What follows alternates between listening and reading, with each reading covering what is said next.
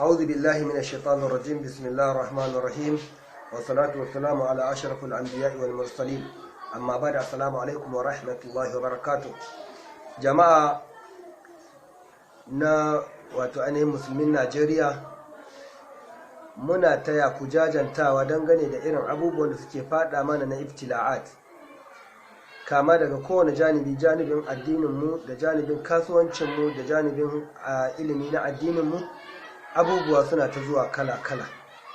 Na farko dai mu kalli irin abin da ake kokarin jefawa akan Dr. Isa Ali Fantami, mai girma minista, akan jifasa da kalmar tallafawa ko ba da goyon baya ga 'yan ta'addan duniya.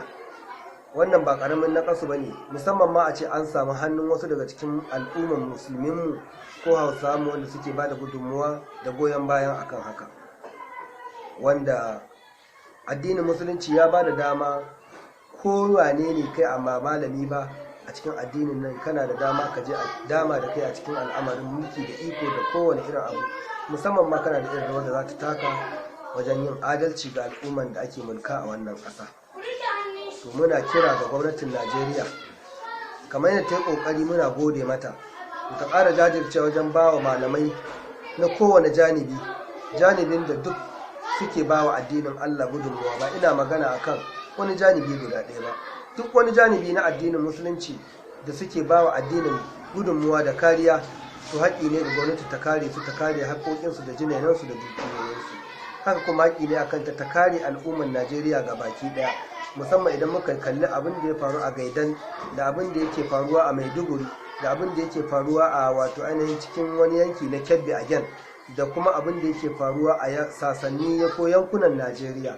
Ya kamata gwamnatin Buhari da mukarrabanta ta tashi tsaye wajen kokarin ba da cikakkiyar kariya domin sama mana zaman lafiya da kwanciyar hankali. Gaskiyar magana, ba ma jin daɗi.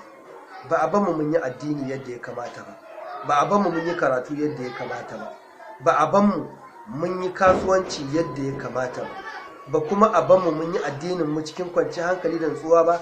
Allahumma illa jama'a, ina za mu sa kanmu? To mai girma shugaban ƙasa, ka tashi tsaye wajen sauke haƙƙi. Wallahi ka ansa sunan musulmi. Allah maɗaukakin sarki kuma ya ce la tus'alunna yawma idin anil na'im. Wannan mulkin da ya baka Buhari, wallahi ni'ima ya maka, dole ne zai tambaye ka, kuma dole ne sai ka amsa masa irin ƙoƙarinka da kai da adalcin da kai. Tare da cewa daga gefe guda muna kallo kaman ba kwa komai, amma ba mu san irin ƙoƙarin da kuke ba. Amma ko shakka babu mun rena kokarin da kuke yi, musamman ma idan muka kallaci irin abubuwan da ake yi al'umma. A gida guda a jefa bam ya kashe mutanen gidan, a ce kuskure ne, a kashe sojoji a wannan lokacin ba daidai bane ba. Da haka mai girma shugaban ƙasa, haƙƙi ne akan ka a tashi a kare wa'annan al'umma.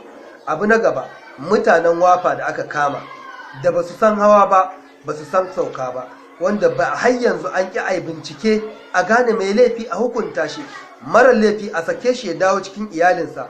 Amma mai girma shugaban ƙasa, kayi kunnen uwar shegu da al'amarinsu. To muna kira a gare ka da ka tashi tsaye wajen ƙoƙarin sauke haƙƙi da yake rataya a wuyanka. Mu kuma haƙƙin da ya rataya a wuyan mu taya ku da addu'a Allah ya baku nasara, Allah ya maku jagoranci, Allah ya baku ikon sauke haƙƙoƙin da suka rataya a wuyanku. Ba haƙƙi bane a gare mu zage ku ko mu tsine maku ko mu yi wani abu da ba daidai ba.